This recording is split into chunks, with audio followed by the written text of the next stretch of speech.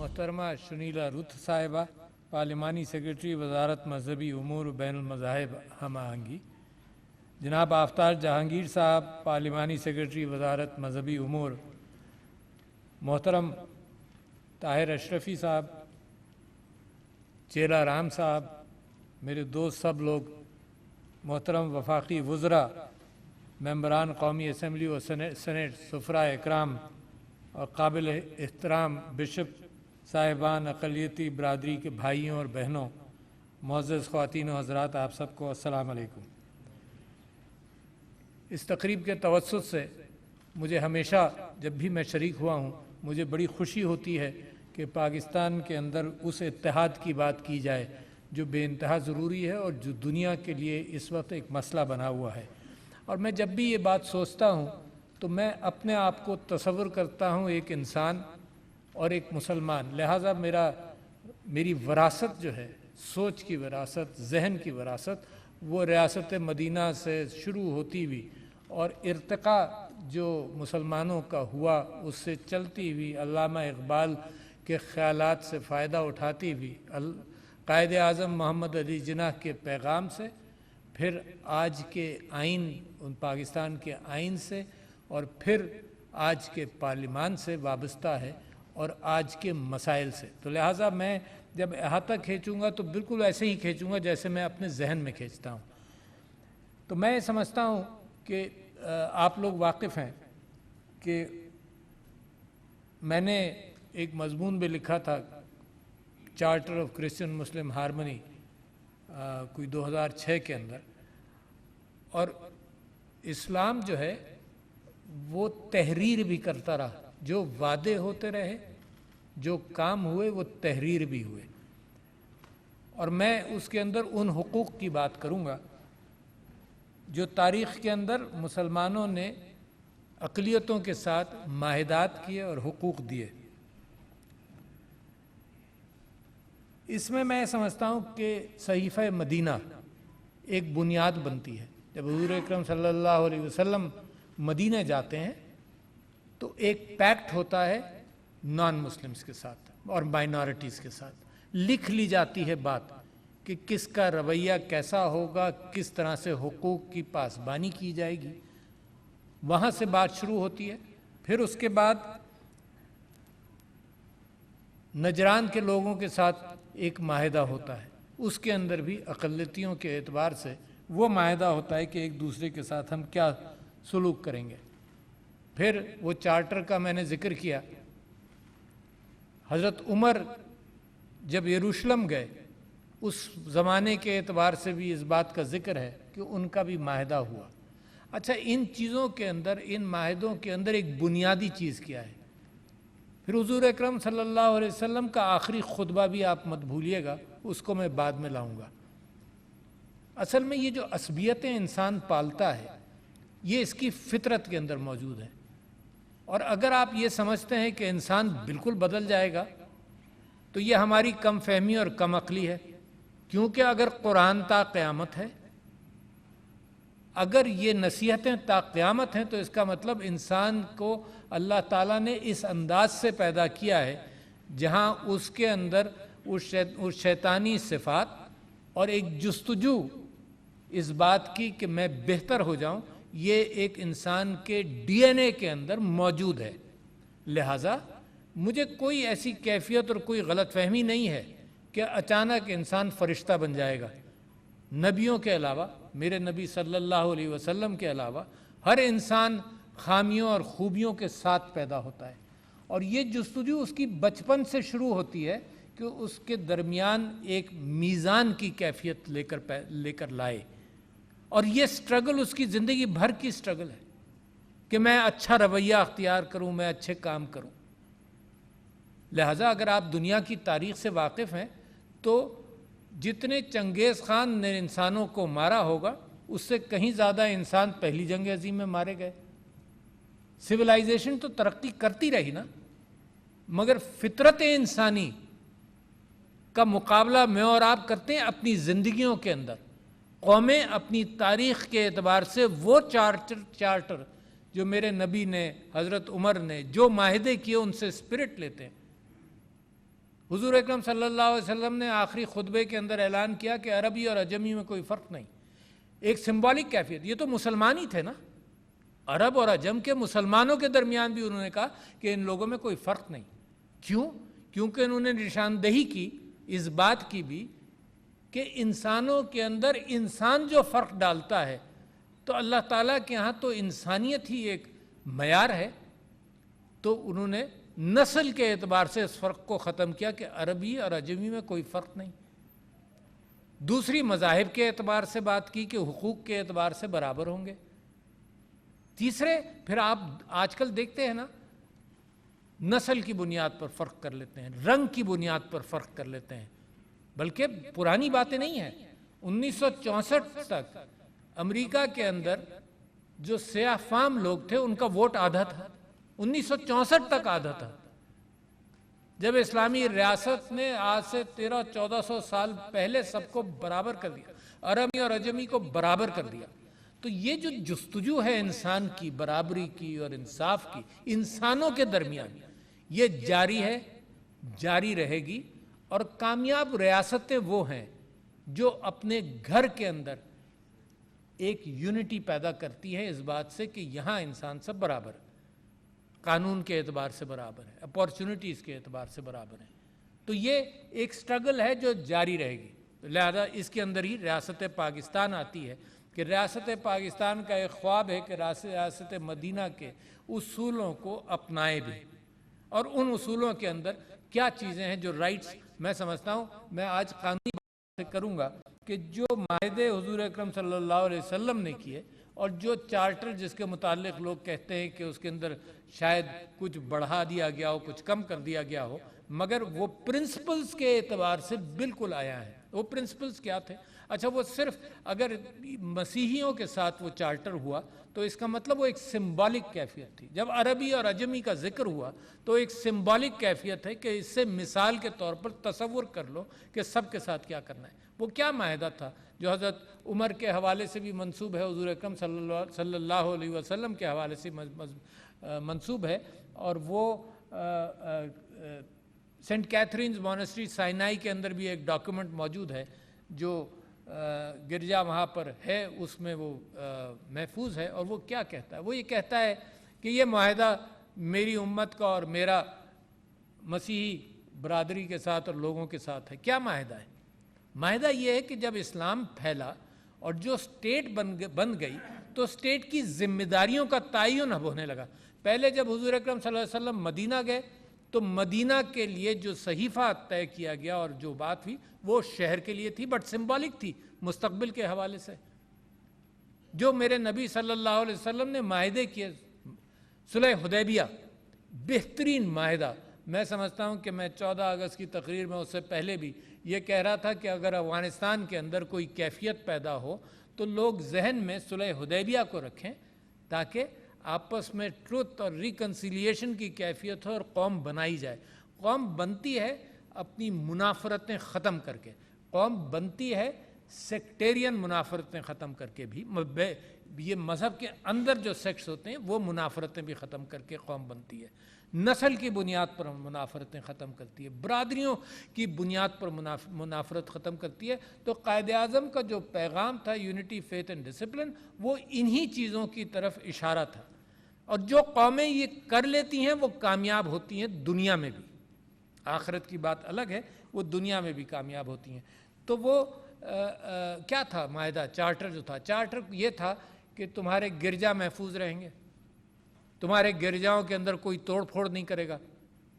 Spirit تو موجود ہے نا. تو آج جب لوگ کسی جگہ جا کر اتفاقیہ کوئی کارروائی ہوتی ہے تو میں سمجھتا ہوں کہ یہ لوگوں کی لا علمی ہے اس بات سے کہ یہ منافرت جا کر کسی مندر کو خراب کریں، کچھ کریں. اچھا، یہ انسیڈنٹس ہوتے رہیں گے، پریشانی کا باعث میرے لیے ضرور ہے، مگر جو رسپانس ہے وہ ریاست کی فوراً ہو انصاف کے اعتبار سے. یہ معیار ہے ریاست کا. انسیڈنٹس نفرت کی بنیاد پر ہوتے ہیں، دنیا میں ہو رہے ہیں. کوئی جسٹیفیکیشن نہیں ہے کہ پاکستان میں ہو، مگر میں کہتا ہوں جس سپیڈ کے ساتھ یہ جو مائنورٹی کمیشن ہے یا حضرات ہیں یا ہمارے منسٹر ہیں، اور یہ جو ڈپٹی کمشنر ہیں اور جو حکومتیں ہیں جس سپیڈ کے ساتھ اس کے اندر رسپونڈ کریں تو یہ جو آگ لگنے کا امکان ہوتا ہے اس کو فوراً بجھانے کی طرف جائیں. یہ ہے اسٹیٹ کی رسپانسبلٹی. اچھا، اسٹیٹ کی ایک اور رسپانسبلٹی ہے کہ معاشرے کو بھی تیار کریں کہ یہ منافرتیں ختم کرو. معاشرے ناکام ہیں دنیا کے، میں آپ کے سامنے حقیقت بیان کر رہا ہوں. معاشرے ناکام ہیں دنیا میں. بڑی بڑی پڑھی لکھی قوموں کے اندر منافرت مذہب کی بنیاد پر بڑھ رہی ہے، کم نہیں ہوئی ہے. اس کے اندر اگر مجھ جیسا ملک پاکستان اگر یہ بات کرتا ہے کہ نہیں یہ منافرتیں ہمیں بین المذاہب ہم آہنگی کرنی ہے، منافرتیں کرنی ہے، تو آپ تو قوموں کے لیڈر بننے کا امکان آپ کا ہے. اس اسپرٹ کو کیری کرنا میرے اوپر فرض بنتا ہے. عمران خان صاحب پرائم منسٹر نے کہا کہ ہم دنیا کو دکھائیں گے کہ ریاست کیسی ہے، مسلمانوں کی ریاست کیسی ہوگی. پھر قائد اعظم نے جو یہ وعدہ کیا 11 اگست کو، یہ لوگوں کا کہنا یہ ہے کہ یہ وعدہ ہے، یہ پیکٹ ہے مائنورٹیز کے ساتھ، یہ پیکٹ ہے. یہ 14 اگست کے بعد کی تقریر نہیں ہے. 14 اگست کے بعد کی تقریر ہوتی تو چلو یہ کہا جاتا کہ ریاست بن گئی ہے، اب مسلمانوں سے اور دوسرے مذاہب کے درمیان بات چیت ہو رہی ہے جو قانون بنتے ہیں. یہ پیکٹ ہے، packet before the state was born, کہ اس کو ہم نے امپلیمنٹ کرنا ہے. اچھا، اب یہ ساری تو میری وراثت ہے، اور اس اعتبار سے میں سمجھتا ہوں کہ کیا چیزیں ہیں ان معاہدوں کے اندر کیا ہیں. تو میں کچھ انگلش میں بات کروں گا کیونکہ یہ بات بڑی اہم ہے. کبھی غلط فہمیاں، ایک پچھلے سال یا اس سے پہلے ایک بات میں نے کہی تھی، وہ غلط فہمیوں کی نظر ہو گئی، مگر دنیا کو یہ پیغام جانا چاہیے. دنیا کے اندر عمران خان صاحب ہمارے پرائم منسٹر اسلامو فوبیا کے اعتبار سے دنیا کو کہنا چاہتے ہیں کہ یہ تعصب جو ہے یہ ختم کرو. اور یورپ تو تازہ گزرا ہے اس تعصب سے یہودیوں کے خلاف. لہٰذا جو ہم کہہ رہے ہیں وہ کہہ رہے ہیں کہ یہ تعصب جو ہے یہ قوموں کو توڑ دیتا ہے. آپ نے ابھی مثال دی کہ کرتارپور کا ایک مثال ہے. میں سمجھتا ہوں آپ دیکھیے دنیا میں ہو کیا رہا ہے. یروشلم سکڑتا جا رہا ہے اور کرتارپور جیسا کوریڈور کھل رہا ہے. تو لیڈرشپ ہے کہاں؟ لیڈرشپ پاکستان میں. بڑی مثال ہے. یعنی یہ کہ آپ نے بغیر ویزا کے، بغیر پاسپورٹ کے، ایک وہ ملک جو کبھی کبھی اپنے آپ کو پوزیشن کرتا ہے کہ وہ دشمن ملک ہے، وہاں کے لوگوں کے لیے آپ نے کھول دیا، اپنے سکھ بھائیوں کے لیے آپ نے کھول دیا. کیا ہو؟ تو یہ ہے وہ مثال جو دنیا میں قائم ہوگی، اور یہ قیادت اللہ کا شکر ہے کہ پاکستان کے پاس ہے. تو ان جو حضور اکرم صلی اللہ علیہ وسلم کا پیٹ کے گرجاؤں کو محفوظ رکھو، یہ زبردستی شادیاں مت کرو. فورس میرجز وہاں سے معاملہ شروع ہو جاتا ہے کہ زبردستی شادی کرنے کی اسلام کے اندر کوئی اجازت، کوئی امکان ہی نہیں ہے کہ کہیں سے اجازت مل جائے. لہٰذا وہاں سے شروع ہوتا ہے. پھر یہ کہ ان کے ہیرارکی کے اندر کوئی گڑبڑ مت کرنا. ڈونٹ ڈسٹرب دا ہیرارکی، کہ جو پادری سسٹم ہے جو بھی ہے وہ یہ چلاتے رہیں، اس کو بھی ڈسٹرب نہیں کرو. ان کی چیزوں کو محفوظ رکھو. اور اس کے بعد میں ان 10 نکات پر آنا چاہتا ہوں جو ایک اسلامی ریاست کو دینا چاہیے، اور پھر وہ کہاں سے دیتا ہے. ایک تو پہلا رائٹ ہے رائٹ ٹو نو ڈسکریمنیشن، کہ کسی کے ساتھ تم تفریق نہیں کر سکتے. کس بیسس پر؟ مذہب کے بیسس. میں تو کہتا ہوں نسل کی بیسس پر، میں کہتا ہوں برادری کی بنیاد پر، میں کہتا ہوں کسی بنیاد پر کوئی ڈسکریمنیشن نہیں ہونا چاہیے. اور اللہ تعالیٰ قرآن میں فرماتا ہے کہ تم اللہ پر ایمان لائے، اور وہ پیغام جو اللہ تعالیٰ نے ابراہیم پر، حضرت ابراہیم پر، حضرت اسماعیل، حضرت اسحاق اور حضرت یعقوب پر نازل کیا، اس پر جب تم لوگ ایمان لے آئے تو اس کے بعد ان ساری امتوں کے اعتبار سے ایک انصاف کی کیفیت آنی چاہیے. پھر رائٹ، برابری کا رائٹ، رائٹ ٹو ایکوالٹی، سب برابر ہیں. مطلب یہ نیکسٹ سٹیپ ہے، کیونکہ یہ بدستور یہ 2 نکات چل کے آگے کی نکات کو پختہ کرتے جاتے ہیں. میرے نبی نے کہہ دیا عربی اور اجمی میں فرق نہیں. اللہ تعالیٰ بھی اس بات کا حکم دیتا ہے کہ ایکول ہو انسانوں کو. اور وہ کچھ ایک واقعہ بھی موجود ہے. حضور اکرم صلی اللہ علیہ وسلم نے فرمایا کہ جو کسی غیر مسلم کا ناحق خون بہائے گا، کوئی زیادتی کرے گا، تو میں اللہ کے دربار میں اس کے خلاف گواہی دوں گا۔ مطلب یہ بنیاد لے ڈاؤن کر دی گئی کہ جی یہ تو چاہے غیر مسلم کا خون ہو چاہے مسلمان کا خون ہو، ناحق بہایا جائے گا، تو میرے نبی نے اتنی سخت ممانعت کی۔ پھر ہے کہ مذہب کے right to freedom to believe, کہ کوئی بھی مذہب اختیار کیا جا سکتا ہے، یہ مسلمانوں کی ریاست کے اندر یہ وہ تیسرا رائٹ ہے جو ملتا ہے۔ پھر رائٹ ٹو پرائیویسی، اگر مسلمان کی چادر اور چار دیواری محفوظ ہے، یہاں ایک واقعہ ہے خلیفہ کا کہ دروازہ بند تھا، انہوں نے کھٹکھٹایا، نہیں کھلا، کھول کر اندر دیکھا تو لوگ شراب نوشی کر رہے تھے، انہوں نے دروازہ بند کر دیا اور اپنے اوپر وہ قانون لاگو کیا کہ مجھے کوئی حق نہیں تھا کہ میں دروازہ کھول کر دیکھوں۔ تو یہ ہے رائٹ ٹو پرائیویسی۔ تو جیسے مسلمان کے لیے ہے یہی رائٹ ٹو پرائیویسی، سب مذاہب کے لیے جو بھی اس ریاست کے اندر آباد ہے، یہ چوتھا رائٹ میں نے آپ کو بتایا۔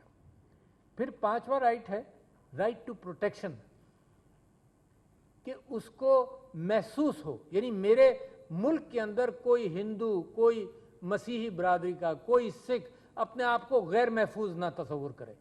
میرے ملک کے اندر تو میں اس بات کی بھی کوشش کر رہا ہوں، اور آپ سب مل کر رہے ہیں، کہ کوئی عورت اپنے آپ کو غیر محفوظ نہ محسوس کرے۔ اور حضرت عمر کا وہ قول کہ ریاست، اسلامی ریاست وہ ہے جس میں یمن سے عجم تک کوئی عورت رات کو زیور پہن کر بھی جا رہی ہو تو وہ اپنے آپ کو محسوس کرے۔ تو یہ رائٹ فار پروٹیکشن ہے، بے انتہا ضروری ہے۔ کوئی ہندو، کوئی مسیحی برادری کا آدمی پاکستان کی ریاست کے اندر اپنے آپ کو غیر محفوظ نہ محسوس کرے۔ کیونکہ میں نے قصے سنے، آپ نے قصے سنے کہ پارٹیشن کے وقت کیا کیفیات ہوئی، لوگ ڈرتے ہیں، وہ خوف میں آتے ہیں۔ میں کراچی شہر میں رہتا تھا، میرے گھر کے باہر جب سیاسی اعتبار سے فائرنگ ہوتی تھی یا کچھ ہوتا تھا، میرے گھر کے اندر خوف بچوں کو ہوتا تھا۔ یہ خوف جو ہے یہ ریاست کی ذمہ داری ہے کہ یہ خوف کسی انسان کو اس ریاست پہ نہیں ہو۔ پھر چھٹا ہے کہ right to donation and charity.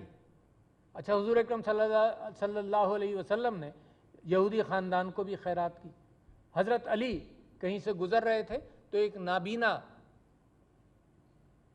بھیک مانگ رہا تھا، لوگوں نے کہا کہ یہ عیسائی ہے، تو حضرت علی نے اس بات کا اہتمام کیا کہ جب یہ صحت مند تھا، جو کچھ بھی تھا، تم نے اس سے کام لیا تو ریاست کی ذمہ داری ہے، اور اس کے لیے ایمولیمنٹ مقرر کیا کہ اس کی دیکھ بھال کی جائے۔ تو اس کے مطلب اسٹیٹ کے فنڈز، جیسے احساس ہے، احساس جو ہے بغیر کسی تفریق کے خرچ ہوتا ہے، غربت کی بنیاد پر خرچ ہوتا ہے، تو اسٹیٹ کی ذمہ داری یہ بھی ہے کہ ان کی فائنینشیل اعتبار سے اس کا خیال رکھے۔ پھر رائٹ ٹو بزنس ہے، کاروبار کرنے کی اجازت ہے، مکمل طور پر ایکول اپورچونٹیز کے اعتبار سے کرے۔ پھر دو اور رائٹس ہیں جو بڑے اہم ہیں، وہ ہے تعلیم کا اور صحت کے اعتبار سے۔ آپ یہ دیکھ لیجئے کہ حکومت پاکستان نے بھی اگر ایک انشورنس اسکیم صحت کارڈ دیا تو وہ بغیر ڈسکریمنیشن کے ہے کہ کون ہے، اس اعتبار سے۔ اور میں آپ کو کمپیئر کرنا چاہتا ہوں کہ آج کل قوانین بن رہے ہیں دنیا میں جو یہ ڈسکریمنیشن شروع کر رہے ہیں، تو لہٰذا یہ جو میں نے آپ سے ذکر کیا کہ انسان ویسا ہی ہے، اسی وجہ سے تا قیامت یہ کتاب رہے گی، تا قیامت وہ میری اور آپ کی جستجو رہے گی کہ برابر کے ملک کے اندر یہ قانون بن رہا ہے کہ تمہیں ہم سٹیزن ڈکلیئر کر دیں گے اگر تم اپنے دادا کی پراپرٹی لے کر آؤ، ڈاکیومنٹس لے کر آؤ، اگر ہندو ہوگے تو ہم تمہیں سٹیزن بنا لیں گے، اگر مسلمان ہوگے تو نہیں بنائیں گے۔ تو یہ آج کل کی دنیا کے اندر بھی قانون بن رہے ہیں۔ تو لہٰذا ایک ملک، پاکستان جیسا ملک، دنیا کو دکھائے گا اور دکھانا چاہے گا۔ لہٰذا جو کمیشن ہے مائنورٹیز کا، آپ کی ذمہ داری ہے جناب، جو کمیشن جو ریلیجس منسٹر ہیں ان کی ذمہ داری ہے، حکومت کی ذمہ داری ہے کہ یہ انسیڈنٹس اگر ہوں تو فوراً آپ ریئیکٹ کریں۔ بیسک نیسیسٹیز کا رائٹ جو ہے، بنیادی ضروریات کا، وہ سب کو ہے، لہٰذا مائنورٹیز کو ہے۔ پھر انصاف کا بہت اہم بات ہے کہ اگر انصاف نہیں ہو تو لہٰذا کوئی ریاست قائم نہیں رہ سکتی جب تک یہ کیفیت پیدا نہ ہو۔ تو میں آپ کے سامنے یہ کہتا ہوں کہ اچھا یہ تو ہوا، اب یہی آئین پاکستان کے اندر کس طرح سے یہ قوانین آئے ہیں، تو لہٰذا آرٹیکل 8 سے لے کر آرٹیکل 28 تک تو فنڈامنٹل رائٹس ہیں، اور پھر آرٹیکل 36 خاص طور پر مائنورٹیز کا ذکر کرتا ہے کہ ان کو وہی رائٹس ملنے چاہیے۔ میری اور آپ کی جستجو یہ ہے کہ آئین جو وعدہ کرتا ہے وہ آئین کا وعدہ پورا کریں، پھر اخلاقی اعتبار سے معاشرے کو بھی بدلنا ہے۔ صرف قانون معاشرے کی بنیاد نہیں بنتا۔ میں نے کل پرسوں کسی ایک تقریب میں ذکر کیا کہ اگر میں کوئی جرم نہیں کرتا ہوں تو کس وجہ سے نہیں کرتا ہوں؟ ایک تو یہ ہے کہ قانون ہو، دوسرے وہ قانون بیکار ہے جو امپلیمنٹ نہ ہو، ٹھیک ہے نا، کاغذ کا ٹکڑا ہے، تیسرے وہ کہ پھر جزا اور سزا بھی ہو، یعنی آدمی پکڑا جائے، گرفتار ہو، پھر جزا اور سزا بھی ہو۔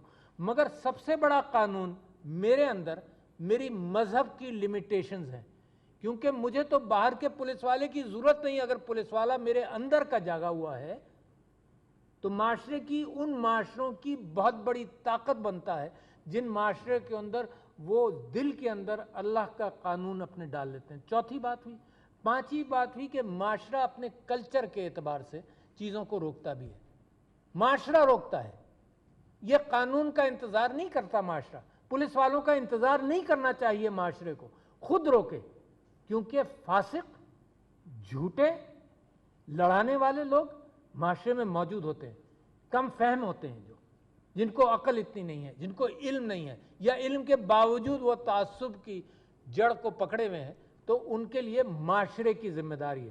تو لہٰذا ہم وہ معاشرے کو تشکیل دینا چاہتے ہیں جو ریاست مدینہ بنائے۔ ریاست مدینہ سٹیٹ نہیں بناتی، سٹیٹ وہ ہائی ویز بناتی ہے جو ریاست مدینہ کی طرف جا رہے ہیں۔ ان ہائی ویز پر چلنے والے میں اور آپ ہیں، میں یہ ریاست ہوں، آپ یہ ریاست ہیں۔ لہٰذا میری اور آپ کی ذمہ داری ہے کہ بنیادی اخلاقیات سے عاری کیفیت پیدا نہ ہو۔ کبھی کبھی پاکستان کے اندر عورتوں کے خلاف آپ نے دیکھا، یہ بنیادی اخلاقیات سے عاری کیفیتیں ہیں۔ اس کی ذمہ داری جہاں سٹیٹ پر ہے پکڑنے کی اور سزا دینے کی، اس سے پہلے معاشرے پر ہے کہ یہ معاشرہ روکے۔ تو میں سمجھتا ہوں کہ ان ذمہ داریوں کا ذکر کرتے ہوئے میں آپ کا شکریہ ادا کرتا ہوں کہ کم سے کم سالانہ اعتبار سے میں اور آپ یہ سوچ عوام تک لے جانے کی کوشش کرتے رہیں۔ بہت ضروری ہے، کیونکہ ریاست مدینہ کی تشکیل کے اندر میری ساری اقلیتوں کی یہ برادری شامل ہوگی۔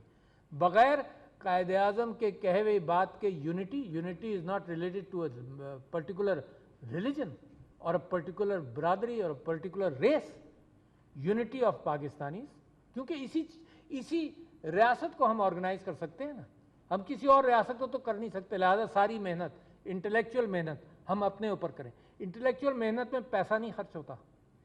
اگر قوم ترقی کرتی ہے نا تو اس میں پیسہ چاہیے، فائنینشیل انسینٹو چاہیے، سب، مگر جو ڈسپلن ہے، اتحاد ہے اور تنظیم ہے، جو قائد اعظم کا پیغام ہے، میرے نبی صلی اللہ علیہ وسلم کا ڈسپلن کا پیغام تو اتنا سخت ہے کہ حضور اکرم صلی اللہ علیہ وسلم ہر نماز میں پیچھے مڑ کر کہتے تھے کہ صف سیدھی بناؤ۔ حضرت عمر کو شہید کیا گیا تھا جب وہ یہی کام کر رہے تھے، صف سیدھی بناؤ، تب ان کے اوپر کسی آدمی نے وار کیا اور ان کو شہید کیا۔ تو ڈسپلن میرے مذہب کی بنیاد، اتحاد میرے پاکستان کی اور میرے مذہب کی بنیاد، اور ایمان پاکستان کے اندر، پاکستان کے آئین کے اوپر، اور سب سے زیادہ اللہ کے اوپر اور اللہ کے قرآن کے اوپر اور اسوہ حسنہ کے اوپر، یہ میری اور آپ سب کی بنیاد۔ تو میں آپ کا مشکور ہوں کہ یہ موقع مل جاتا ہے آپ کے ساتھ دل کی بات کرنے کا، اور یہ موقع مل جاتا ہے۔ میں نے نیت یہ کی تھی کہ کچھ باتیں انگریزی میں کہوں گا، کیونکہ یہ میسج جو ہے پاکستان کا پیغام اور اسلام کا پیغام، اس وقت دنیا کو اس بات کی ضرورت ہے، دنیا کو، یونائٹڈ نیشنز کو اس بات کی ضرورت ہے کہ انصاف کی بنیاد پر اور بین الاقوامی، بین المذاہب ہم آہنگی کی جو ضرورت ہے، وہ اسپرٹ انشاءاللہ پاکستان سے بھی جائے۔ تو خواتین و حضرات، آپ کا بے انتہا شکریہ۔ السلام علیکم۔